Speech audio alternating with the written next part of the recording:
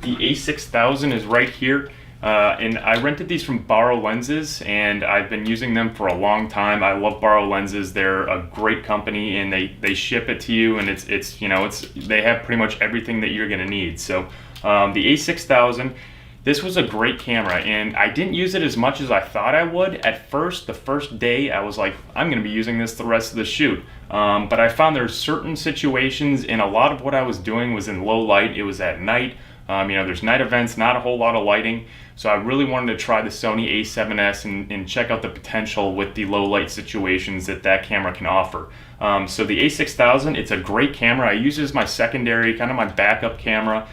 Shots, that are just kind of close-ups, getting some scenic type shots, and that's why I have my Loxia on here. This is the Zeiss Loxia f2 50mm, and I actually use this lens a lot. There was a few times when I used it with the A6000, including I guess last night. That's why it's still on the camera here. But I found myself using it more with the Sony A7S. I found myself using the A7S more overall compared to this camera.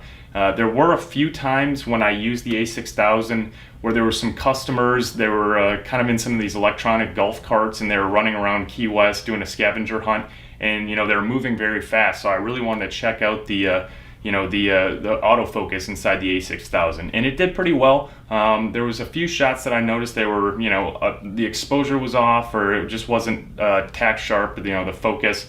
But it did pretty well, and this thing fires like a 1DX. It really is very fast for the shutter, for the frame rate. So that's this. Yeah, in the Zeiss Loxia, this is the first time that I used this a lot. I mean, I haven't really used the Loxia that much. I just haven't had the time, so I figured, with this event, why not try the Loxia and see how it does. There were some issues in terms of autofocus. Obviously, you don't have that. So, if there's some moving subjects, it's a little bit difficult to get focused because you kind of always want to be in that f2 just to get that nice bokeh in the background.